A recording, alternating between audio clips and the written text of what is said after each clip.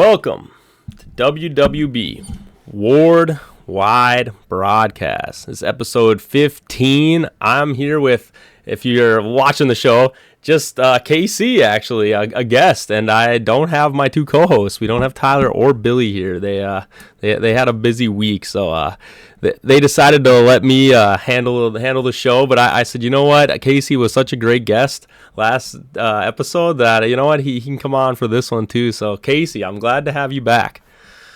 Thank you. I guess going forward, it's like we did have a tournament the last weekend. We had that crack pack at Globe. Or sorry, I shouldn't really call it a crack pack. I know everybody was giving me crap at the tournament for it. It's more of a draft. I'll call it a crack draft. How's that? I'll put both of it for you, right, Casey? That sounds good. I like that. Because, yeah, at the tournament, I was calling it a crack pack, and everybody's like, it's a draft. You pass the cards. It's not a crack pack. And I was like, whatever. But it was all good fun, like I said. A little smaller showing, it was just the six of us. It was Nelson, me, you, Dan, Adam. Yeah, but I mean, like I said, it was a fun one. I mean, I kind of understand why it wasn't such a big showing. We are getting to those summer months. People are out doing, other things and may have other priorities. But it was definitely just a fun tournament to have, like, right before, like, we're getting to kind of the end of the season. Like, how did you feel about it, Casey? I thought it was a lot of fun. I've done Magic drafts for years and years. I mean, I've done, probably hundreds of drafts by now, and drafting is one of my favorite things to do. Just for the fact that it's more fun than sealed to me. Sealed, just open your cards and play with the pack that you got. That's fun, but I feel like draft is it's a lot more fun actually, because you get to pick the cards that you want, but you're still playing an extremely limited format. So, it puts everyone on an equal playing field, whether you've been playing for, a week or years. Everyone's got the equal scale of power, so to speak. So No. it's a lot more fun like that. Yeah, for sure. I'm kind of curious, going into that, how did you feel like your deck was, right? Because, like, I mean, I do like the format of passing, but it's like at the end of it, did you feel like you had a pretty cohesive deck, or what was your thoughts about your deck in the draft tournament?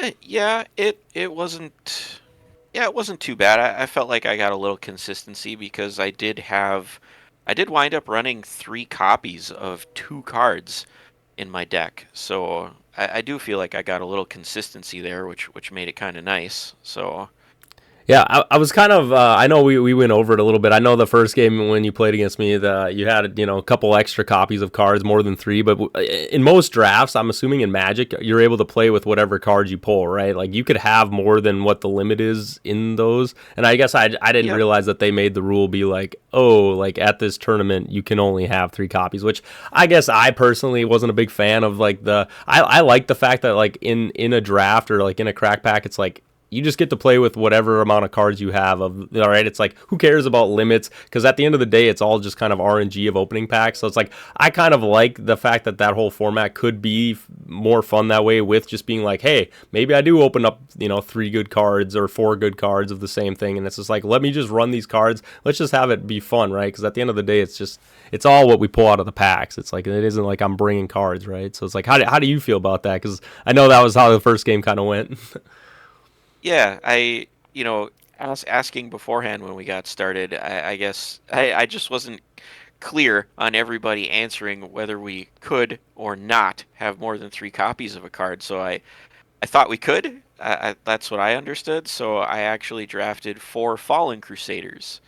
I thought he'd be great in limited and direct because he's got 10 armor and +4 modifier. I was like, this guy's going to be hitting things all day, and people be missing him like crazy with that AL of 10. Well, I think the nice thing too about Fallen Crusader is, like, he's only 60 HP, so it's like even him going to getting sacked for another creature, like, doesn't feel that bad either. So it's like, even when he starts getting low, it's like, hey, I'll just sack him off, and that's only 60 in my cemetery, right? It's like, I think he's a pretty good crackback card.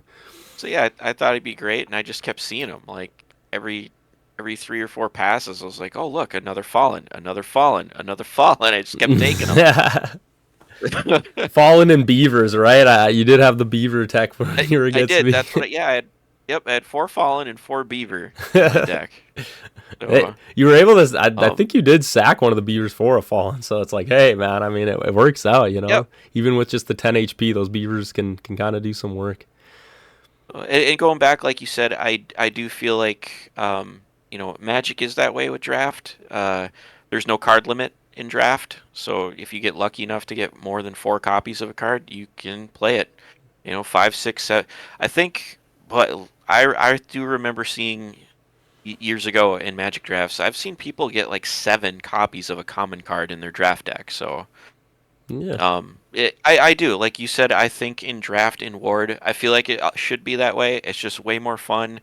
Like you said, it's just going to be commons that you're Right. getting more Lower than end three stuff. copies of. Yeah. Yeah, so it's not like you're bringing some super powerhouse stuff that's just going to destroy the game, Well, and like you said, it's all RNG too. It's like, hey, like there's not many opportunities in Ward where this is available, and it's just like just to see how the game looks like with more copies of cards. It's like people are already expecting there to be goofiness in the game. It's like who cares if there's 4 copies of a card? It's like we're nobody was really sitting there like, especially since it wasn't an official tournament. It's like this is just for fun. Let's just see what wacky crazy things happen. So it's like I'm always of the opinion, and I think the Ward staff even agree. It's just like let's try to have fun be the number one priority. And I think, like you said, with drafts, it's like let's just have it. Just if you have 4 copies, 5 copies of a card, just play it. Like who cares? It's like we're just having fun here. But yeah, no, I agree with you. It's like, hey, if I was in charge of the tournament, I probably would have done that to just to make it a little more exciting. But it was still a really really fun turnout. I mean, Nelson ended up winning the tournament. I took second. I tried my hardest, but he was able to play a Captain Ward, and that sealed my fate, man. Getting out an AL 12 creature with 100 HP, that like if he hits, he hits. Like six dice plus 3 is it hurts. I mean, I tried my best to put up a fight, but like you said, it's a lot of the luck of the draw. I didn't really have many things to answer and deal with him, so yeah. Unfortunately, I took the second, but hey, Nelson got a nice win. So I mean, I applaud him. He did have to put the deck together, and so at the end of it, like I said, it turned out pretty good. I mean, how did you feel about the tournament overall? Pretty good. Like I think I do really like that draft format. I know it is kind of like an extension of Magic. Like that's kind of like what their formats are usually is like draft too. So I was like kind of curious. How did you feel about the draft with Ward? Yeah, drafting it's the same really. I mean it's a blast. It's plenty of fun. Like I said, lots of variety, and breaking that 3 card limit would be great. Um, yeah, it's a lot of fun.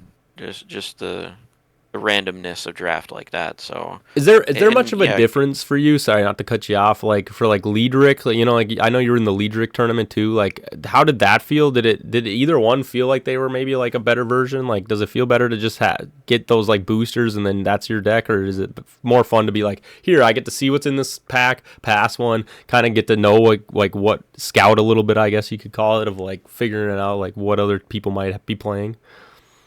yeah, y- yeah, you do get the sense of that. Once you get very familiar with the set, especially in Magic. In Magic, since there's 5 colors in the game, like when you're getting packs passed to you, and all of a sudden you're not seeing red cards anymore. Yeah. The guy to your right is taking red stuff. Right. You know, so I guess somewhat you kind of can't do that in Ward, Yeah. really. But yeah, draft is it is more like I said, it's more fun to me than sealed because draft is sealed is fine, but it's just open your cards, play what you get, and that's okay. But draft is just so much more fun because you're getting choice, Yeah. I think the and best. I it's think the great best. that you're Oh, I was just gonna you say, get I think past. the best part about it is when you have to give the person to your left or right like the last card, and it's like a bug. It's a bug spray. It's a whatever. You're Yeah. just like, here you go, pal. Here, you take that. It's all yours. So, yeah, Magic winds up the same way. That last card is just junk. Oh yeah, I just like that interaction between people. You know what I mean? It's just like you kind of get to have a little bit of fun with it right before you get to the serious, actually playing out the tournament. So yeah, no, it's definitely a fun time. Shifting over, speaking of like tournaments and stuff, like we also had the rankings. I would say we had the final tournament before the Ward Bowl, and so I wanted to go over the rankings a little bit. I know that, Casey, you came in a little late, so obviously, you weren't able to make it on like the top 20 rankings or whatever. And I guess, I was hoping to have Billy and Tyler here to kind of go over it a little bit because obviously they were number one and number two and just kind of get their feelings about it.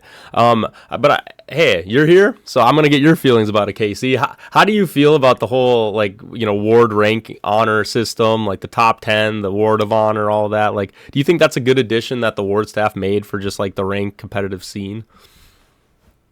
Yeah, actually, I don't. I did see the list of the Warren Honor, but I guess I don't really know what it is.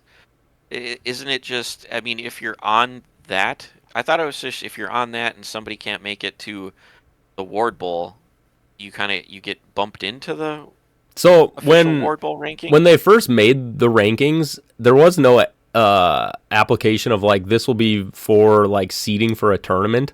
So what they had was the top 10, so that was the top 10 players award obviously. And then they made the War of Honors, which was just like people that they wanted to mention that had been to tournaments that like they do have, probably like the next highest wins in that order. So they were the next like 10 from the top 10. So it's technically like the top 20, I guess, would be both the top, the top 10 and the Ward of Honor. But then they ended up doing the Ward Bowl. And so what they wanted was, 20, they have 20 slots. Or I'm assuming they made the tournament, to fit 20 slots for both the War, the top 10 and the War of Honor. So it's like, that's kind of what it ended up being, but I think it was just a way to kind of track people that are like, hey, you're almost in the top 10. This is how close you are. You know what I mean? Kind of thing. But it turned into now like, this is actually what qualifies you in for our final tournament. And it's like, I think it's a good addition, like, at least in my opinion. Like I said, I'm a big, heavy competitive player. And so having things like this, like tracking rankings, tracking wins, like, I know not everybody cares that much about it, but, for the competitive people, it's like, hey, I'm glad that they take their time and they track things, like make sure all the wins are all added up right and stuff. So again, like, that's kind of where the like top 10 War of Honor like came from. Like, I guess, like I said, it just so happens now with they created War Bowl and it just kind of fit for that as being like using those 20 players because obviously it's like they want the top 20 competitive players at the final tournament. You know what I mean? Yeah. The Magic has something I'd say that's like nearly identical to that. When I started going to official Magic tournaments, you had to get what they called a DCI number, and then yeah, you could go go to a website, put in your DCI number, and you could see your rank in all kinds of different categories, against every other player that's in there. So you could see where you ranked like in your like worldwide, or just the nation, just the US, or just your state, or just your region.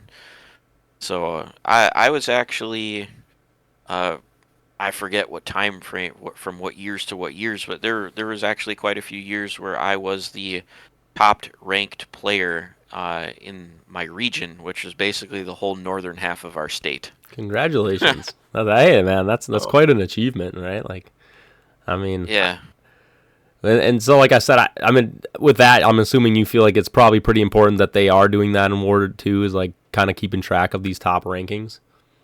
yeah, absolutely, because yeah, all the competitive players love it. I mean, yeah, you want to know where you rank against everybody else. You want to know how many wins you have compared to everybody else. So yeah, and for competitiveness, that's what you want, you know. Yeah, I think that I really value, like I said, that they made this top 10 because, yeah, it was like kind of halfway through the season. I mean, I think they were just tracking the stats, but then they actually came out with like this official thing of like, this is the rankings. And so it was like, oh, that's really cool. Like you said, now I get to track it. And like I said, me, Tyler, I mean, Billy, all the people that are on WWB, it's like we all are pretty competitive. I mean, Casey, I'm assuming, as this season wraps up next season, I'm sure you'll be right up there with everybody. But like you said, it is kind of cool. I mean, like I said, Tyler finished, first. Billy finished second. I mean, obviously, I'm fourth. I'm a little further down the pole, but you know what I mean. I mean, it was pretty exciting the fact that like all three of our members of WWB, like we placed pretty high, and I feel like we took it pretty serious this year with like going to competitions. I mean, there was times you have to travel to pretty far distances away, and like we made the road trips, we did the things. So it's like, yeah, it's like I said, I like that they really do a good job of like honoring those people that are really putting in the time to like boost Ward up, competitively, for sure. Yeah. Yeah, absolutely. But yeah, So no, like you said, I mean, I just I hope that they continue this going forward. I guess that would be like my next question for you. It's like obviously, like you said, you want this competitive scene to build, but it's like this is kind of the thing that we want to see from them, right? It's like here, yeah, make competitive feel like it has meaning because like I think the longer your game goes, these are the things that kind of keep track of like what happened during your game. You know, it's kind of like a linear progression of like history that like this is like data that can show everybody like, oh yeah, this is, you know, how Ward was doing then and now, and like they can just compare it. And as a somebody who really likes the history of games too, I think it is very important for a game to kind of have that like competitive history like built into it. Like, how do you feel about that yeah, too?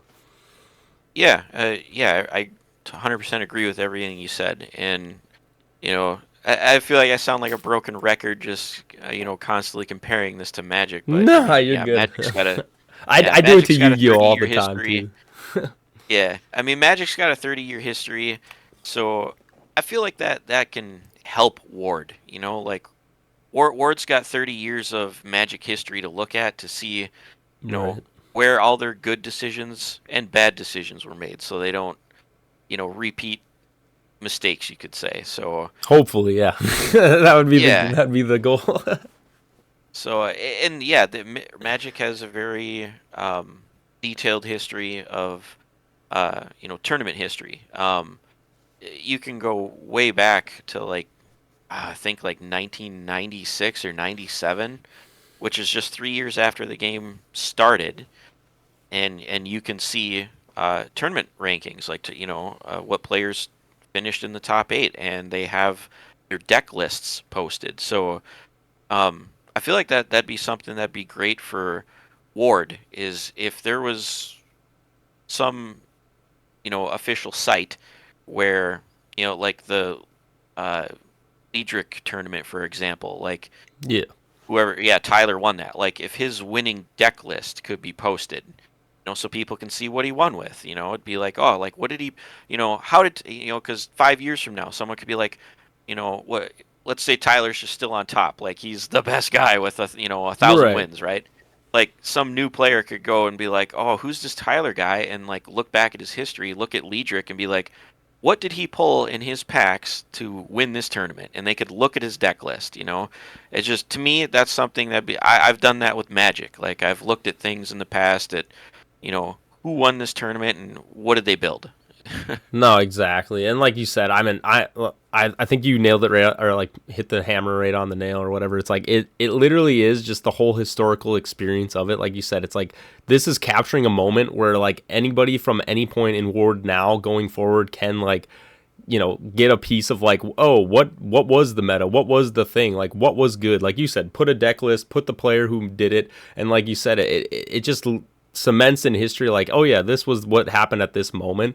And like you said, I think that's honestly why I wanted to start this podcast too. Like I kind of wanted to like have something that would also document the history. It's like somebody can go back now, and as assuming we're making these video, I would hope that our podcast lives the life of Ward too, but it's like, they can go back and be like, oh yeah, these were all the competitive players, this is how they viewed the game, this is, it's like all of that information I think is just great and just adds like an atmosphere to your game, right? To Ward, it's like that all those things just like carry over, and it just makes this feel like it's just something big. And so it's like I totally like agree with that. Like it's just like I really hope things like the Ward rankings and stuff that they have is like, let's just keep moving forward with that. Let's keep documenting all these things. Like you were saying, Casey, it's like I really hope that they do that. They take like every tournament and just be like, here's the top winner, this is what their deck was. Maybe even like here's what like a couple other decks that were like second, third too, just like to be like, these are like what the cards, what the pool looked like. Because like you said, there's going to be kids and people getting into the game in like 5 years, and it's like they're not going to remember that, they won't know anything about like the Gen 1, Gen 2, because they'll be Gen 6 or whatever. And it's just like Right. to just take them back to this point in time, I think will be a very fun experience for a lot of people. And like I said, motivate them to want to get more into the game because it has history. Yeah, keeping track of deck lists, like the way this works for Magic's structure is the top eight in tournaments. They'll post the top eight players, and they'll post the all of their deck lists. So when you go back to look at tournaments, you can look at the top 8 decks of the tournament. So and hopefully, like you said, this, the future of Ward again in like 5 years. Like I've done this in Magic, and I hope Ward gets to this point too. What's really fun is in like 5 years, you go back and you look at this year, like what decks were winning this year, and you kind of look through the decks and see that certain cards are being played, and you might notice that those certain cards are not being played today. So you can kind of go back to its history and throw those cards back in your deck, and the meta's just not ready for it, and you start crushing people again. Like No. I've done that so many times in Magic. No, I love that. I love that a lot. I really hope that people come back and they're playing, playing Perfect Shark, playing all the Gen 1 cards. Well, maybe some of those limited ones, maybe like you said, we filter those out a little bit, but some of the other Gen 1 cards, that'll be very exciting. I don't want Right. people to have to be playing, Gen 6 and they're just like, "Oh yeah, here's Revival Priest, here's Cosmic Holy." Negation, no magic for 3 turns. It'll Yeah. just groan. Oh. I want people to look back and say Foggy Night. Oh man, I hate that card. Nah, that's awesome. But yeah, like you said, I think it is an important thing to have these rankings, and like I said, I think it's a good addition that they added onto the game. Um, Moving on from that, I have a fun little topic for us to do, Casey. So I hope you're ready. I called it "State of Sacibles," and so what this topic is we're gonna kind of go in and talk about all these little creatures like frog, like any creature that has just like a one dice roll, very low HP. Basically, no one really plays, and I'm kind of curious if we like the way that they are right now, or if there is some, adjustments or things that maybe we want to make to these cards. Today I was thinking about it. I was just like, oh yeah, like, do we want cards like these little creatures to have gimmicks to them? Like, if you sack this creature, it gives you this effect, or it adds to these things, because there's a card that's coming out soon with the promos that's called Ward United, and it kind of has that similar thing. Like, you add the dice and all the things from the creatures you sack, and it just kind of made me think, it's like, is that a good projection that Ward should be going into, or should we just have these like basic creatures that it's like, again, it's a trading card game, not every card has to be amazing, but it's just like have these things that like slowly, like you were kind of talking about power creep last time. It's like, should we have little creatures have like, in a sense, like better effects or have effects and not just be like vanilla creatures to sack for bigger creatures? Um, yeah, I definitely think you could. Power creep is, I would say, is a thing that you want to avoid with your top rarity cards, your power cards. Like Mm-hmm. power creep in little things, commons, um, doesn't really. It doesn't have a huge impact on the game. It's not game altering, game winning strategies on these little commons that have little effect. But yeah, I mean, you could make something that has, just a little more. I mean, I understand, there's only 2 sets of wards, they're right at the start. Of course, they make some vanilla creatures that do nothing.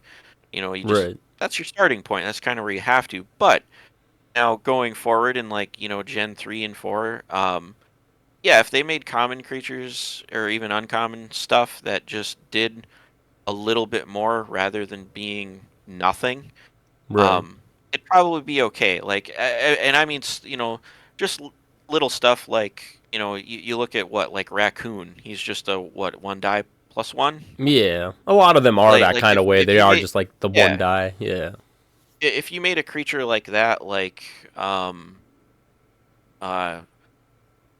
make him be like a sacrifice, and he'll give +1 AL to whatever creature you sacrificed him for when it comes into play. Right. Is that game breaking? Absolutely not. But is it helpful? Sure it is. Mm-hmm. So yeah, they could do little things. Just try little things like that, or have some creature like the creature that you sacrifice could do 5 damage to your opponent's primary creature when it gets No, for sacrificed. sure. And like Just you little said, things like that. all those mechanics that already exist in the game, but you could have them, work with those sack mechanics. I totally am on board with that too. Like that is literally the thought I was having with it too. I was like, what if there was a creature that you sack and it was just like the next attack that your creature takes is it just negates that, or maybe not negates, but it just like doesn't do damage to your creature. Right? It's like a little shield that it's Yeah. just like, hey, the first hit it protects you from it, so you can't just get like instant one shot, or you know what I mean? Just like little effects. Like obviously maybe that's a little too strong for a common uncommon, but I do like that vein of like, hey, let's make sure that some of these cards can kind of have a little bit of value. And like you said, it's like just give that little bit of difference in a game. Like the whole AL one, or like adding one AL. I totally love that thought. Like you just said, it's just like, does this totally warp the game? No, it doesn't need to warp the game, but it is just like little things that it's just like, here, that maybe this is your play style. Maybe you realize like that 5 damage or whatever, like you said, if you sack this creature, might actually make the difference of like you being able to like consistently kill off a lot of creatures. You know what I mean? It's just like I Yeah. that's kind of the vein I was going with, and I think it sounds like you kind of agree with it. I mean, like I said, I understand they need the vanilla creatures. I'm not saying get rid of vanilla little creatures because, like you said, I mean it's No. 150 card sets. I expect you to still put in little creatures because, like we were just talking about earlier, it's like people are going to be getting into this game at that point too, and they probably need to see that it's just like not every little creature has an effect, right? It's like some creatures are just vanilla creatures. Yeah, and you want those things for drafts and sealeds. Just plain vanilla creatures that do nothing. It, they are a necessity, in my opinion. You got to have them. It's the core of the game. That's where you start. You start with a creature that does nothing and expand from there. So, I mean, the No, game just exactly. they have to have them. Right. Magic has thousands of them. Creatures that are just power and toughness, and they have no ability at all. There's tons of them. No, for sure. And like I guess that's also where I'm and just to touch the topic a little bit more, is there any cards right now in Ward that maybe Casey, like we or you feel that it's like maybe have a little bit too, I know you brought up a couple cards that are like limited that are like these are too powerful, but is there any cards like right now like can we just kind of go through like the uncommons? Like is there any card that like creature, I mean let's just stick with creatures that's like a little too crazy for an uncommon level that like you've noticed as you've been like looking? I know you like to do your what card's better. I love that. I think of it Yep, like every card time you comparison. post in the Discord with your what card's better. It's like a little game show. It's like da da da da da da. Like what card is better? It's like Yep. And it's really cool to get like everybody's opinions because it's funny because not everybody agrees. And sometimes my little card comparisons, I do 3 or 4 cards in the comparison. So yeah, it's kind of funny. Some people are like, "Oh, it's definitely this one," and someone comes by and is like, "Nope, I like this creature for this reason." yeah, like Everybody kind of makes good points on no, why like they you like said, them. it makes great conversation. I agree. It's like I love that's kind of what it brings. Like as soon as you did it the first time, I was like, oh, this is like the best form to just get people to like ask. Like it's like you're not saying one thing is better. You're just saying, hey, everybody, look at these cards and tell me what you think. Yep. And it's just like, oh, I love that so much when you do that. Yeah. But yeah, back to your question at hand there, uncommon creatures. Funny enough is yeah, just here myself and my friend Dan and then Scott and Jeremy a few weeks back we all decided to build decks out of just uncommon cards only, nothing else. It actually turned out to be very fun. I still have the deck built and we've played it a couple times. Um, but I would have to say, building the deck and limiting yourself to just the uncommons, you kind of find out what the strongest uncommon creature in the game I was about to is. say, is it? Can I take a guess? Is it Green Dragon? Sure. I think Green Dragon is probably up It, there. it's it. I want to say it's close. If it's not, I think it's second. I think Green Dragon is second. Okay, okay. So I think that number one was Inferno Wizard. Ooh, okay. What is he? His three 60 dive HP? plus three. Is he a 60 HP too? Yes. Okay, yeah, yeah, yeah. Yep. But And 10 it's speed. just this 3 dice plus three modifier that really sets him apart at doing the most damage, kind of at the uncommon level. Yeah. Um, Headless Knight is very strong because of his 4 dice, but I mean, no modifier. It's just Yeah. Yeah, you might hit with them, you might not. I mean, when you do, you're blowing them out. When you don't, it's like, oh crap. Well, like you said, when there's cards like Fallen Crusader and stuff too, where it's just like cards with one modifier trying to hit AL 10s or high, it's like you literally, it's like you're like almost never gonna hit. Like we all have experienced that. I feel like even people when they first start out, it's like you get any of those sack creatures on the field, and you're just like, wow, this feels very fun. I really need to find a card that can actually help me hit this guy now. In my uncommons deck that I built, I used 3 Inferno Wizards in there, and I have 1 Green Dragon. I have won a couple of my games on the back of Green Dragon. Like once I've got him out, like we're halfway through, and yeah, He I'm hits beating him every. up with my Yeah, he's a yeah. closer. He kind of hits like every time. Like you said, a +7 modifier is nothing to laugh at. Like that, honestly, is one of the biggest modifiers in Ward. Like, It is. I have a list on my phone, in order of every creature in the game. You know, for everything. I put an armor for every creature starting with AL1 up to, so I know every creature in the game. I could bring up my list and just look at the category of every creature that's AL1 in the game, and I did it for AL for speed, for hit points, and I did it for modifiers that were more than 3. So I have the list of modifiers for +4 or more, and mhm. there's actually there's only 2 creatures in the entire game that have a +7 modifier, Oh yeah, and Green Dragon is one of them, and Bronto is the other. yeah. Well, technically there's three. You might not know about this one, but there's Aqua Dragon. It was a promo exclusive. But it did come with, it's a 6 or it's a 4/7, but then if it's attacking a humanoid, I'm trying to think. Steam, there's a couple different ones. It adds 2 attack dice, but it is a +7. So there technically is 3 in the game, but I do agree with you, the ones that are easier to get, but that is a promo. But yeah. But you are right. Yeah. Bronto and then Green Dragon, I think, are the only other 2 7 modifiers that I'm aware of. Yep. Yeah, they are. Yeah, I'm wait just till you see looking at my Aqua list. Dragon your first time, Casey. That's always a fun one. Yeah, I have one. I just so rarely actually see it. Oh yeah. Well, I mean the nice thing is, like I said, it is still limited to one, and it's like obviously, like I said, it was a pretty exclusive promo.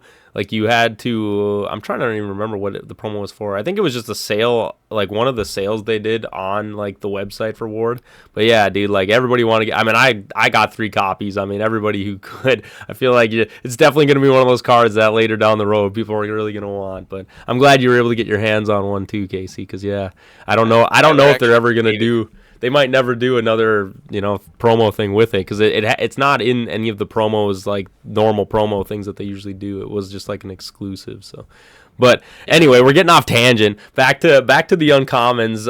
And like you said, how those strong cards that are like in that common uncommon range. Like, what is there anything that stands out to you where you're like, ooh, like these things maybe need to be like addressed or thought of? Like you said, it sounds like you went super in depth with it. I mean, I'm surprised. Like I think I would have to talk for most Ward people. I feel like you're definitely putting a lot more time and research and energy into kind of figuring out all these numbers for Ward, which I do really appreciate. I mean, I'm pretty involved in the game too, and like it's just nice to see people that are willing to give their time to kind of figure out all these little things about Ward. Yeah. So yeah, something else at the uncommon level that's really strong, and it's strong elsewhere, not just uncommon. Corn Creeper. Oh yeah, I like me some Corn Creeper, KC. That's definitely one of mine. You want to talk about winning a tournament? I've won a tournament just because of that card. So, actually, too, Vampire is actually really strong in just an uncommon format. hmm Just yeah, I just play things to buff up his attack, like Elven Scout +6 on your attack. I play Career Buccaneer in there. You get that big hit with your Vampire, constantly keep healing them. Right. No, At for the sure. uncommon level, when it's almost just as hard killing normal stupid vampire as it is trying to take down a vampire lord in a normal game. Yeah, that's why people, when Guide came out for Gen 2, people were like, ooh, Guide, it's such a cool, unique effect. And it's like, well, Vampire just kind of has, like, a better effect because you're just constantly getting to heal as long as you have, those stats. Like I guess the one spot I would say where guide performs better is just burn decks. It's like if you're gonna run a burn deck, put a guide in there because now if you do ever just kill a creature, it's like now you're just healing yourself, right? You're just like kind of make him Yep. like your wall that you have, and then he just heals up whenever you kill the creature. Because like for his effect, it just is when they get sent to the cemetery, so he doesn't. The guide doesn't Yep. actually have to do any of the work, which is kind of cool. Yeah, I tried playing with the guide. It didn't work out. Yeah, he's a little trickier, like you said. You still got to kill creatures, which can be kind of problematic. And he's only a 2/2. Yeah. Just all those little incremental heals with Vampire just is so much more consistent, so much more reliable. Well, You when you never really quite know when you're gonna kill a creature with the guide and get them healed. no, You for know? sure. And if you really think about it, the vampire is literally just has a built-in Blood of the Bat, and it's like he has a built-in legendary card as his effect. So it's like Yeah. it's hard to say that isn't going to be a good effect, right? But yeah, I Yeah. mean, so yeah, vampire. I mean, like I said, is there anything that like is alarming or like are those cards like I know you brought up like Corn Creeper, like the Green Dragon just with their stats. Like, are any of these like alarming cards that are like, hey, we got to be careful about like these power levels of these cards at this lower level? Um. I'd say yeah, like Green Dragon might be the one because putting such a high modifier on a card that that can get a little scary. So at Right. those lower rarity levels, it's like I could almost see a Green Dragon like dominating a draft. Because he's gonna be around a while with that 100 hit points, and he's gonna be hitting all of the time. Yeah. So. Like, is he above the power range of everything else at that level? I would say yes. And not I to mean, mention he is. something's got to be the most powerful card at a level, but Yeah, and not to mention he it's might like he might be a little pushed. yeah, because it's like not to mention at that point too. It's like yes, he has all that HP, he has that hit modifier, but on top of it, he is AL 6, so it's like it doesn't take much more AL buff to make him like an AL 10, 11, 12, and it's just like at that point you basically have like a boss Right? creature that's like almost Yeah. impossible. It's almost like bringing out like a limited summon for no value, and like I guess y- that's kind of sorry. That's where I was gonna take it. Is like it's not so much a gripe, but like in my opinion, these 100 HP creatures at these lower levels. I mean, you didn't have to experience Gen 2 Maniac, but I'm sure I don't know how much you've dived into like the rare categories of cards, but like that's where we start to get into like the Maniac. I'm trying to think of some other 100 HP creatures. They're more on the epic side too. Like we have Kraken, we've seen like Steam Spider, but like you said, a lot of times these cards just inherently become good just because they like can take so much hit, and usually they have a good enough effect and good enough stats that like they kind of just like win out most times. Like if you think about Billy's deck, like he had the Iron Squire they call it, but basically his deck is yeah. just 300 HP creatures. It's just 2 Steam Spiders and a Kraken, and it's just like that's all you really need. It's like yeah, like the HP kind of like just does a lot of the work plus just the stats. Yeah. There's not too many. I want to say what is there? 2, 4, 6, 8, 10, 11. There's like 18 creatures in the game that have exactly 108 hit points. Mm-hmm. So, and then yeah, there's just a small handful at 110, 120, 130. But most of those right are on the bigger. They're on the bigger side. They're on that like AL 11, AL 12. I just like you were back to the power thing that we were talking about at like uncommon. It's just like having creatures that kind of get those stats at that level and also just have crazy numbers and things like I don't think we would be complaining too much about Green Dragon if it was a 1/1 with 100 HP AL 6, right? It's like okay, yeah, maybe he can tank. He might just be a big tank, but he ain't gonna like do any damage. But like you said, the fact when I think you like you said, what I would want them to address is like, hey, be careful with how much stats you give this creature at this level, right? Because eventually, like you said, it kind of does just like super take over like the game in a sense. Yeah, and I mean the question too kind of becomes it's like if you make Green Dragon an uncommon, I mean, with a +7 modifier, like you would just think it stands to reason that when they make a rare, it's got to be better than that. Mm-hmm. I mean, Right.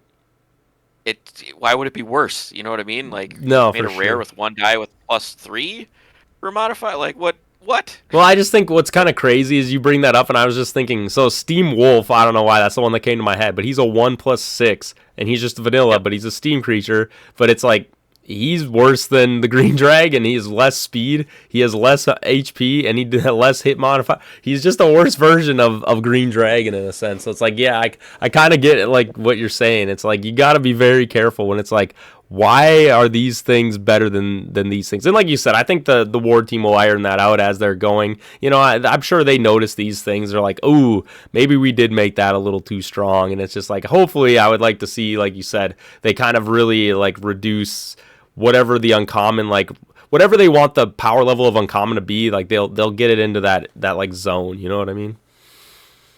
Yeah. Let me look. Yeah, here it is. Um, where I was comparing on my little card comparison. I did one between Inferno Wizard and Snowman. You know, Inferno Wizard's an uncommon. Snowman is a rare. Mm-hmm. So they're both AL6. Both have 50 hit points.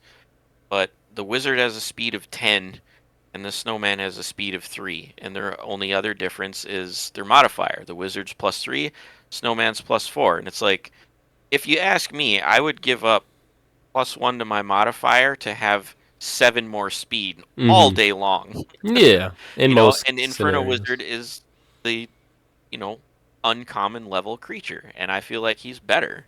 Yeah, I agree with you, but I think we always have to come back to that where it's just like you do need cards that are a little weaker than other, right? It's like even though you do have rare cards, you still do need like weaker rare cards. So it's like I'm not saying that they have to follow that formula 100%, but like you said, Yeah. you just want to make sure that it's like, oh, my rare card still feels good against that creature, right? And like Snowman, like you said, at the end of the day, it is still probably a pretty even matchup. Like, yeah, maybe Infernal Wizard wins out just because he's fast, so he's always going to get to attack first. But like, you know, Snowman can still like in theory win that matchup just because he has that extra stat, or like, you know what I mean? Like, obviously it's still pretty close, but like I get what you're saying. It's like it is a stronger card, but it's not by that much, right? Where it's like Yeah. Green Dragon, now him versus Dragon, it's just like, yeah, that gets a little scary because it's just like, again, it attacks faster, it's always hitting, and it has 100 more or 50 more or whatever, 40 more HP than the Infernal Wizard Yeah. and the Snowman. So it's like, yeah, you just got to be a little careful with how much power you give those cards. Yeah. Like I said, Green Dragon, probably, yeah, a little pushed with the +7 modifier. Maybe 4 or 5 is where they should have. 5 is maybe where they should have capped it out at. I don't know. Even that 5 seems big. 7 just seems to the moon. I don't know. Yeah, that might be a little tad too much. But yeah, no. But I mean, just overall, like you said, it's like, oh, like not too many things I would say need that much addressing though. I think like, you know, they were pretty happy with Gen 2, like the Ward staff from what they've told me. It's like I feel like I'm pretty happy with the way their creatures are kind of going. I mean, if you've seen from like Gen 1 to Gen 2, Gen 1 was like a lot of little baby creatures with a lot of just like one dice roll, no modifiers, and like I'm kind of so glad that like they did start to be like, well, we got to give them some kind of variation, because otherwise it's like, yeah, I just have a bunch of different creatures that all kind of do the same thing. Yeah. And like we said earlier, that's where they kind of need to bring in those tiny effects of give a creature an armor, take 5 hit points, heal something, something. You know, Mm-hmm. just those little things. Right, just to give the game a little bit more of like you said, diversity. And like I said, they're not game changing things where it's just like, yeah, it's just fun little things where it's like, oh dang, you got off that little sack effect or whatever, that made the difference. You know, it's like it just adds more fun to like spontaneous ways to win games or whatever. You know, and I think that'd be a really cool thing.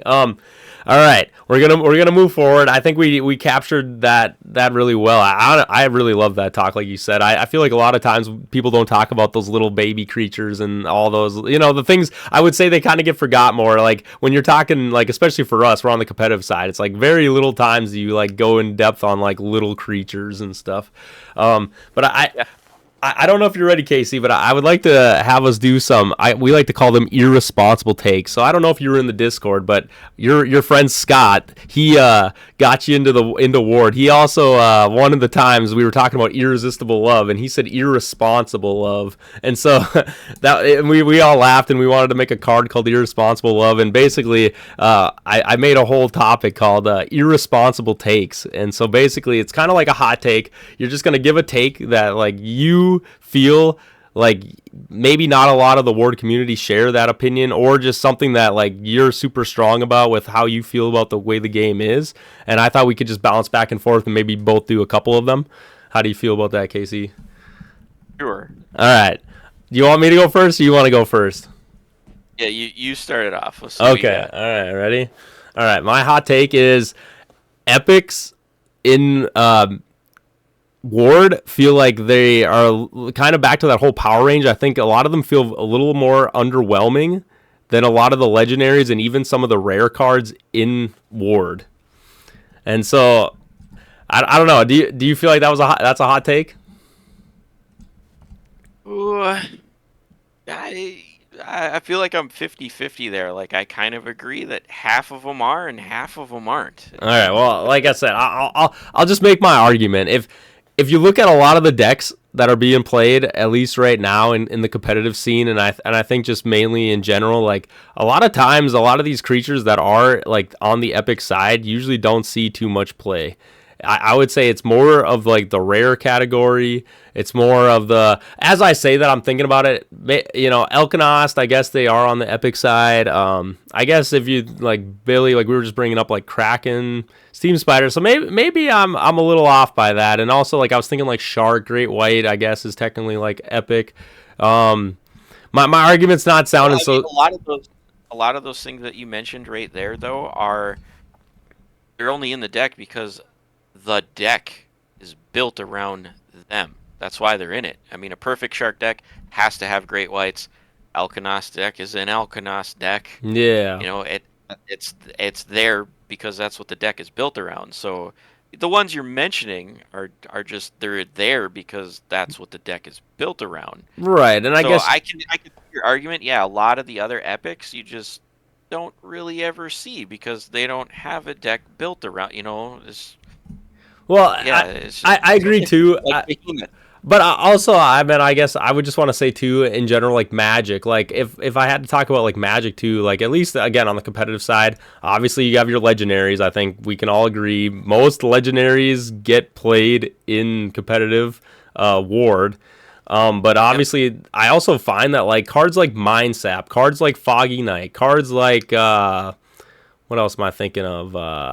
Not Foggy Night. What's the other ones we were saying? Cosmic Negation. All those. Like a lot of these cards that are on like the lower level of like Mind Sap. It's an uncommon. Foggy Night. It's an epic. Like you know what I mean? It's like or not an epic. Sorry, a rare. It's like these cards seem to be a little more impactful and like usually give more utility or like another card Twister with draw power, right? It's just like I find that those epics don't always have like all that utility that you want to find in those like rare and like legendary sides of like the deck. And so I feel like they really get like underutilized. Like I was thinking back to like what do you call it? Demonic Magic. I think Demonic Magic, like for its power level, I don't think it should be a rare card. Like I think that definitely should have been an epic or even maybe a legendary because like again, I just think a lot of times that like rare slot has a lot of those like hidden gem cards that it's like they end up being like very good in a deck. And even like I said, some of the uncommon cards like Mind Sap is just like probably like hands down one of the best uncommon cards. Irresistible Love was a very strong card before. I mean, even after they put it down Future to one, Warrior. it's like still good. I think like Wrath of the Old Ones, like we said, Twister, Scroll of Silence. I mean, I could go on about it. Like I just think sometimes those epics, like when you really look at a deck, like they don't get into those decks like you were saying unless the deck is built around those cards they don't really find a play or find a spot in the decks. Yeah.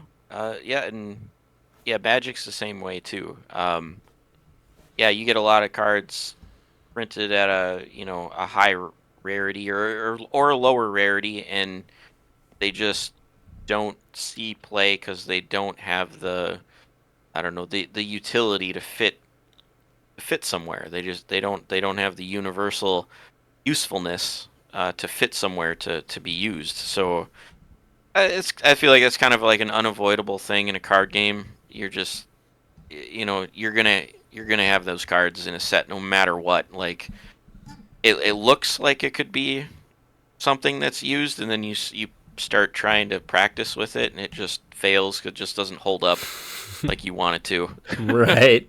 Yeah, but like I said, I mean, how hot do you feel like of a take that is that epics are kind of on the lesser side? Like they don't actually see as much play as like you would think an epic would in in Ward. Yeah, I think I agree with that for the short time I've been playing already. Yeah, I So mean, when I'm trying to think it, I just think of it my as a own hot deck. take. I'm not, again, not to like whatever, but like Flame of the Infinite is a really strong epic. Like I said, there are a lot of them, and I think people could make an argument that like that is kind of an irresponsible take because it's just like there are a lot of cards that kind of are like still controlling the meta that are epic. But like in my opinion, I think that it's actually the cards that are, not like Foggy Night. It's like that card in itself allows Flame of the Infinite, allows a lot of these cards that are in that category to perform. It's like without those cards, those decks can't really exist, right? Same with like equipment decks. Equipment decks can't exist without Foggy Night, right? Yeah, To the most extent. yeah, Like, for sure. And but yeah. yeah, I think that Flame of the Infinite is so strong. I feel like it should have been legendary. Oh yeah. It just gives so Like much I, stats. yeah, it does. It's just Me and Tyler always holy cow. me and Tyler have this debate all the time. It's like he used to play a deck, you'd have like if you look at Gen 2, it's like legendary equipment like legendary armor, legendary gloves, like all those things. It's like Flame of the Infinite is just a better version of like all those cards. Even like Creator's Gift, it like almost goes toe to toe with that card, and it's just all in Yeah, one. And you don't have to and you don't have to equip it. It just is on every single creature that you bring out. So it's like, yeah, oh yeah, yeah. little powerful. It is. Yeah, that's kind of on our you know last week's topic about how cards are so powerful, universally powerful. Like they'll fit in almost anything just because they're that good. They're good with everything. So yeah, that's where Ward, like I said, has to be careful in making new cards. When you make too many cards that are just universally good, pretty soon you're using 15 of those cards in your deck, and you're really only building a 15 card deck after that. No, exactly. Anyway, so like you said, maybe my take's not too spicy. Like I said, I think a lot of people will disagree. Like I said, there's Ghost Form. I'm just trying to think of all those, Visitor from Beyond. There is a ton of epics that are being used, and like I'm being a little bit over the top. Like I said, I can even pick my argument a little bit apart. But in my personal opinion, I think for how many epics there are, I feel like not a lot of them see as much play as a lot of these other like rares and uncommons and obviously legendaries. But yeah, that's my first irresponsible take. What's your first irresponsible take, Casey? I'll let you have a little bit of time to think about it. Yeah, put you on the spot. I think I want to say mine would be. I almost feel like armor level doesn't matter in this game. Um, there's just seems to be so many things to buff up hitting your opponent's stuff. Oh yeah. I don't know. It's almost like AL12s don't really matter. So I don't know. To me, AL12s have to do something. I don't know, game breaking, game winning when they get out there, or in my opinion, they're just not worth playing because they're too costly to get out, No, and they it's almost like they can be hit just as easily as anything else. I'm definitely going to rebuttal you in a little bit here, but I do like Billy always puts it the best way. When the game was first made, and like it's always kind of had this problem, is that like an assassin who is like you said, AL1 basically has like no stats. It does more damage than a creator that is like supposedly the strongest creature right in the game, and it's just like that's an AL12, and this assassin was basically outputting more damage than that creature, and it's just like I think Ward has struggled a lot with that of like AL12s. Like they feel very underwhelming. I don't know if you watched, but we did have a podcast with Tommy. He's one of the creators, and he literally was bringing up the fact that like yeah, like AL12s, I guess when they were like testing the game before they even like launched it to let everyone play. AL12s were just like were that way, the way you were just saying them. Like if you got one out, it was like end the game right there. Like that probably like if they don't have an answer, like you just win the game. And so like yeah, I don't know. I'm very curious. I think they got a little too scared when they made it. Like they're like, ooh, AL12s are too scary. Now we're gonna make all these ways to like deal with them. But like I do agree at this point in Ward. It's like you can't even like deal with them. But I'll let you get back to it. Sorry, I kind of took over there, but yeah. Yeah, they're just AL12s are just. I don't think they're that hard to deal with. When I'm playing games, I almost don't care what my opponent is dropping because I feel like I'm going to be able to hit it no matter what. Mm-hmm. No, So, it's interesting you bring that up because like in Yu-Gi-Oh too, that's kind of the way Yu-Gi-Oh was played. It's like you have a big boss. You usually have like a big boss monster in your deck, and it's just like once you get that big boss monster out, that card is supposed to feel like it just ends. Like that will end the game if you get to it, and it will basically like guarantee you a win. And like I just feel like that's where Ward kind of lacks with these AL12s. It's like they don't, like you were just saying, they don't feel like they guarantee you a win. It's like you almost just don't care that they have 12 AL. It's like ooh, that stat, like you said, that probably is like potentially the weakest stat in Ward. Like you said, you could definitely argue that quite a bit. yeah, like I would rather have my creature have a ton of hit points than have a high AL. Like, if you hit me, you hit me, whatever. If I have 100 hit points, I know I'm going to be soaking up, who knows, 4, 5, 6, 7 attacks before I die. You know, if I have, sure, if I have AL12, it's a little harder to hit me, but who cares? You're still going to kill me in the same 6 or 7 hits, so it's buying me a lot of time. I don't care if my guy's got an AL of 1. You're going to hit me 5 or 6 times, the same 5 or 6 times, whether I got AL 1 or 12. Mm-hmm. So, yeah, I don't think AL12s are all that, or I don't think having AL12 is all it's cracked up to be on a creature. No, all right. All right. I'm sorry, Casey, but I'm going to have to rebuttal you now. So when I first got, this is an anecdotal. So when I first got into Ward, our first time, me, Tyler, and Nelson, we've told this story a couple times, but we did it. We cracked open, they bought 3 starters, and they're like, here, this is a new card game. We're going to play it. And so me and Tyler, we have our starters, but then Nelson, neither of us had legendaries, but Nelson got Raccoon Knight. And I'm sure you're familiar with the stats of Raccoon Knight. This is an AL12, 4/4. He's got 12 speed. He's got 30 HP. He's got, whatever the other stat. I can't think of what speed, armor. I think I hit them all.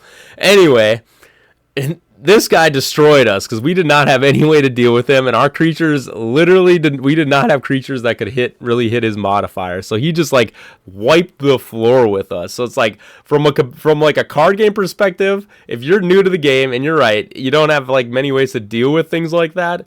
They are pretty oppressive. Like I have to at least say that much. I do agree at the higher end of Ward, it's like whatever. Like if I have all my good legendary cards, yes, the ALs start to not care that much. But I mean, even I'll give you another anecdotal because these are the ones that hurt me the most inside. When I play Elkanos and there is somebody with an AL12, it's like at the end of the day, like let's just say I only have 4 birds out, or even if I get all 5, it's like I'm a 5/5. But my 5 AL, I won't tell you how many times I just don't roll enough to hit that. I mean, even in our crack pack, I think there was times where you were at a point trying to hit me, and it was just like, oh, I just missed it by 1. And it's just like, that happens quite a bit. And like, I totally agree with you. I do think at a certain point, if you have enough of the good, like, legendary cards and strong cards that allow you to hit every time, that is always a problem. But like, that AL can still be kind of a pain in the ass when you really think about it. Like there's many times where I lose games just because you're like, all right, I should be guaranteed to hit this thing, and then you literally roll and it's just like, nope, I'm just 1 short from their AL. Oh, that hurts the most. Yeah, okay, AL12, yeah, in some limited and sealed or draft could be absolutely soul crushing for sure. No, exactly. But like you Yeah, said, high competitive, yeah, you can work with it for sure. Yeah, and like I said, I think it's like a pretty warm take, like a pretty irresponsible take. But I would say like yeah, like I don't know. I think there are moments where AL can definitely feel pretty hard to deal with sometimes. But yeah, I do know I can see where you're coming from too with that. All right, I'll give another one. All right, hot take. I think Ward doesn't need any more draw power in the game. See, all right, my argument. So, again, it is a 30 card deck. If you really think about it, when you do your starting hand, you're drawing into 5 of your cards. So now you're playing with 25 cards that you have to draw through. I really don't think, like, I mean, I already think with the way Twister is, with the way Dragon Rage is, cards that give you, like, 2 cards, like, are very powerful in, like, almost every trading card game. But with a deck of only like in sense 30 cards or 25, let's just say with your starting hand, like 2 cards is actually insane value. 3 cards is like ridiculous value in my opinion. So it's like Ward, I mean I want the pace of Ward to be like, quicker than like I don't want games to take an hour long, but at the same time I get a little worried that it's like we really don't need a 30 card game to have like tons of draw power, tons of ways to search your deck, all these things, because I think the 30 card deck make that possible so that you don't need to do those things. There you go. That's my second irresponsible take. What do you think, Casey? Is that a hot Uh, take? yeah, I actually like 100% agree with you on that. I don't think Ward needs card drawing effects. Certainly not ones that draw you 2 or 3 or even more cards. It's just absolutely bonkers. I feel like if they do make anything new in Ward that draws you cards, it needs to come with a drawback, like almost just a cantrip kind of thing to like replace itself, or you could even say like 2 for 1 yourself. Hmm. I feel like what is it, Frog of Fortune? It's kind Yep. of a good example. I mean, you're playing a card to just get one back. Like it's just you're not getting any card advantage. It's just replacing itself. So yeah, you're not really going up. So yeah, I'd feel from my Magic past.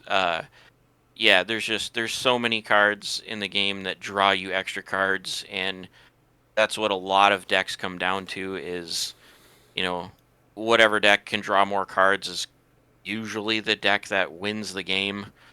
Um, so yeah, I think, like I said, I totally agree with you. I don't like the fact of this game getting a lot of things that draw cards because they're going to wind up being the things that are just in all the decks. Hmm. They're like, I want to draw cards, so yeah, you play 3 Twister and 1 Dragon Rage since it's limited because those are your options, and Well, like yeah, like they you draw were you saying, lots of cards. too, like just how generic they are. Like there is no like limitations on these cards. Like you said, it's just, oh, this is an effect I get off. Like if they don't stop it, I just get this draw effect. Like yes, at least they did make it where you and your opponent draw on just about every draw effect that I'm aware of. But like at the same time, it's like I don't know if that's like a good enough trade off for those to be like the way they function, right? Like you're saying, like if there is for some reason draw power in this game, like you said, it should be gated behind like I can only draw, if I have a certain set of cards, or I can, you know what I mean? Like if, like let's say it's like, oh, if I draw like a beast, like I have to show my opponent or whatever, and then if it's not a beast, I have to shuffle it back into my deck, and it's like a percentage or like a chance thing. Like I said, it fits more in line with like the way that like the game already kind of exists with like dice rolling and odds, I guess I would say. Like how do you feel about that? Yeah, Would that be okay, like kind of form of like draw if it was like this is the card that I'm looking for if I on my top of my deck. If it's not that card, I don't get to get, I don't get much value out of it. yeah. I feel like there's like 1,000 ways they could flavor their card draw where it won't be broken and just let you run away with advantageous card draw just nonstop. I mean, maybe something just as simple as like a lot of those, I guess what I'd want to call them, like those 50/50 cards that they have, like Irresistible Love and Metallic Bones, and just all those cards that let you roll 1 to 3 to do something, or 4 to 6 to blow it up. You Hmm. know, if they make a card like that, like 1 to 3 you draw a card, 4 to 6 you discard a card or blow it Right. up. Maybe you won't even get anything out of it at all. You know, so if they go that route, maybe something like that would be okay. Um, or just yeah, one of the things I was thinking about too is like other than card draw, um, cards that let you search your deck. Casey, Uh, sorry, you're a little bit out of frame. I don't know if you want to like square up, come down a little bit. Yeah, sorry, you're a little up there. That's there. Sorry, you're good. I didn't mean to cut you off. But anyway, card draw. I think um, you were going to talk about tuners and cards that search your deck. Yeah, sorry. yeah, cards that search your deck for things. That's i- if they're not incredibly narrow in what they do, they're just going to be widely too good. Like I said, Right. they'll wind up being a universal card that'll end up in every deck. Just because it's universal and it can. So if they Dragon Tamer. There's two cards in this game that search, right? It's Dragon Tamer and the Equip Knight. Mm-hmm. I think it's Yep. like the only two cards in this game that let you search your deck for something. Yep. So far. Um, Well, if and also yeah, Elkanos too. If you kind of count Elkanos, they also search. But yeah. yeah, but like so, Dragon Tamer, I think is perfectly fine, you know, because it's just letting you find a dragon. So it's the perfect example. Like it's a card it can't go in every deck. It's certainly not Right. going to. Just have to be incredibly narrow. Like you have to be playing a dragon deck, or have Mm-hmm. one dragon in your deck that you do want to go find. But So it does give that deck like that power though. You know what I mean? Which is like you sure, want that to feel that way too, right? It's like it doesn't. You don't yeah, want it and too weak. that's what you want. So it's gonna go in a dragon deck, and then that's it. So not broken, not overpowered. And if they do anything in the future, like I feel like that's kind of how they need to keep it. Like your deck searching needs to be incredibly narrow so it can't fit into 50 different decks. Like, you know, and even I was kind of thinking about this a lot like just last week. I was thinking that, even something like as simple as search your deck for an AL5 creature, like that is narrow, Mm-hmm. but it's still too universal. Yeah. That's still too good. Just, Right. it'd have to be somehow more narrow than that, No, makes sense. I was hoping that this take was going to be a little hotter, but I mean you're very in agreement with me. But I do believe that the community for an irresponsible take, I think most of the community probably doesn't think too much about card draw, and that's why I just thought it was more of like a irresponsible. But I am happy that we seem to agree on it. So hopefully people don't take that as this is a not a very hot or a irresponsible take, but. But anyway, Casey, what? I'll give you one more. What's another irresponsible take that you have when you think about Ward? I want to say that like the bleed damage on creatures is not enough. It's too weak. It's far, far too weak. The couple of times I've played with it, I've just been disappointed that it's so weak. I Yeah, want it to be more, and I'm not sure where the cutoff would be, where it would be too much. I So kind of I'm it's hard. I'm a little torn by that because like I do agree with you. I just look at it like bleed like yes against like again back to like the AL thing like bleed like they inherently put like low hit modifiers on bleed creatures to make it where it's like you have to commit a little bit more to get them to go off, and on top of it like they don't really get a good use of their effect most times, often not. But like I think where bleed is like meant to be in this game is like you have a little creature. Let's say you have, a giant rat or you have some small 30 HP creature. If I do get a hit on you, like it's going to die in those turns, right? Like it will die if it's under 30 HP. And like kind of back to what you were saying with like Green Dragon. I mean, if you think about it, a good counter to Green Dragon is honestly like a giant spider that does poison damage because it's like you're probably going to roll and hit A6, right, on your AL. So then you'll get your effect on them. And like you said, creatures with 100 HP, it's like that's going to tank them down. But like you were just saying, it's like, is 10 enough for every 2 turns? No. like I agree with you. It's like either they have to change it to like turn, not turn cycle, so that it's like you're feeling the burn coming, like it's hurting, or like double the amount of burn damage or something. Because I agree with you too. It's like there's just way too many tools in Ward that like prevent that from really being that impactful.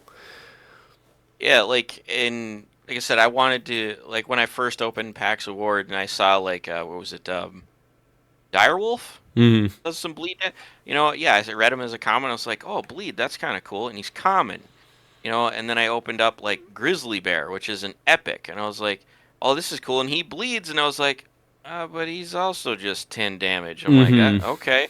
And then I opened up like the Fire God, which is legendary, top of the scale. Right. And I was like, oh, look, he bleed. Here, it's fire damage. I'm like, oh, it's just 10 damage. I'm like, the Yeah. legendary is just doing 10 damage too? I'm like, I was expecting at least 20 on Yeah. the Right. legendary guy that does burn. I Well, mean, or holy just do it cow. in a cool way, like Basculus, right? Where it's just like just him being on the field does that burn damage.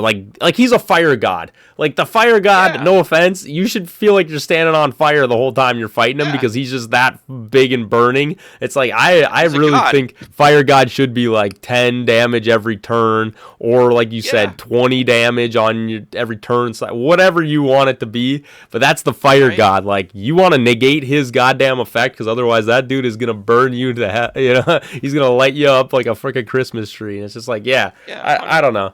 I agree with you. It is a little underwhelming, but I don't know. Like that is the hard thing. It's like that's kind of the way I feel about the wear deck too. I was kind of curious when you brought up bleed. It also makes me think like wear deck. It's like wear deck has a lot of those common creatures. It is kind of like one of those like I would call it like starter decks that a lot of people kind of get into when they first get into Ward, because it's like I said, a lot of their creatures are on the lower end of the scale, and like it is just like one of those archetypes where it's like, is it a good deck? Yeah, Wear deck is a good deck. Bleed decks I think are a good deck, but as soon as you compare it to a lot of the higher end cards and things, they don't come anywhere, like you were just saying, they don't come anywhere close. So it's like I think a lot of people's opinions on them are like, yeah, they're a little underwhelming. So it's like, is it a hot take? I would say again, it's not like the hottest take, but I do agree with you. I think I guess I really would want to sit in a room and ask like the creators, like, what, where did you feel like this was so strong that's like 10 damage was like the max you were willing to go with this? Because it's like in from our perspective, it's like those creatures are just never gonna see play because they just don't, like you said, they just don't give you enough presence in the game. Yeah, one thing, yeah, when I was thinking about the bleed and fire damage and whatever, I started thinking, I was like, how could it be better without getting broken? Mm-hmm. And I thought about the direct damage spells like Ignitima, Right. where you roll that dice to burn them for, this much or that much. And I kind of thought, I'm like, man, I'm like, what if you actually put that on a creature for burning Right. damage instead? So, like, I was thinking if Fire God, when he hits ya, it'd be like have your opponent roll a d6, and if they roll a 1, they take 10 damage. That the minimum. But if they roll a 2 or 3, they take 15. Yep. They roll a 4 or a 5, they take 20, and if they roll 6, that almost be like critical. They take 25 burn damage. Like Mm-hmm.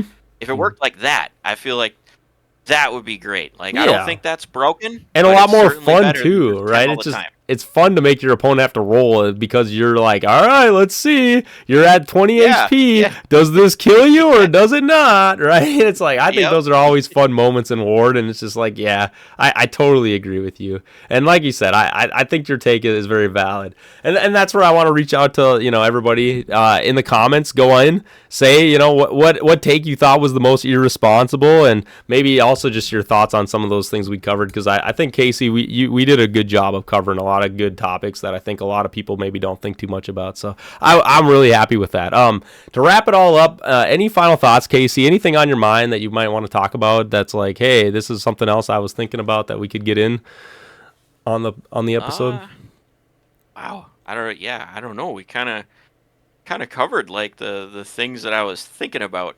Hey, that's The always burn, that's good. I yeah, the mean, hey, burn and bleed was kind of the last one on my mind, really. That's the whole point of this podcast, like you said. I mean, for me personally, it's like, coming up. I mean, obviously, I wish I had Billy and Tyler here to kind of talk about it, but we do have the Ward Bowl. It is kind of the end of the year.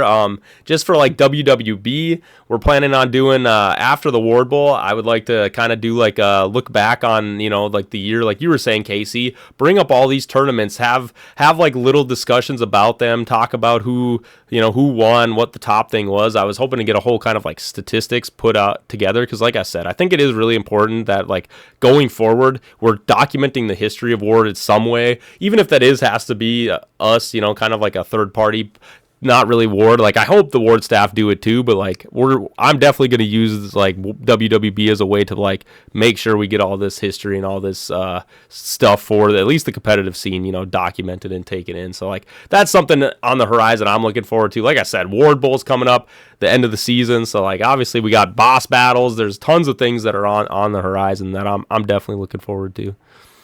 Yeah, I can't wait for those boss battles. Like, yeah, I wanna sit down with like the groupie and try to like take out that big like Chrono Dragon or whatever. Oh yeah, we definitely need a Chrono Dragon night, dude. We'll be right there with you. Unfortunately, Casey, I the way to cheese everything is use the Elkanos, because if everyone runs Elkanos, we all get buffed up. I'm telling you, they might have to ban Elkanos, because I think Elkanos, like if you just get enough players, man, Elkanos will take over the game, and you'll just get a 40/40, modifier, 40 dice roll creature that it's like, all right, let's just battle this out. Everyone has one of these.